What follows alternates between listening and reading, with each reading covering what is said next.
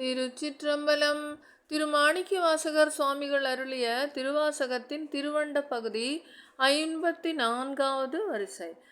கர்ப்பமும் நீருதியும் canton காண்க, யாவரும் பெறவுறும் ஈசன் காண்க, தேவரும் அறியா சிவனே காண்க, பெண்ணானலி என்னும் வெற்றியன் காண்க, கண்ணால் யானும் கண்டேன் காண்க, அருள் நனி சுரக்கும் அமுதே காண்க, கருணையின் பெருமை கண்டேன் காண்க, புவனியில் சேவடி.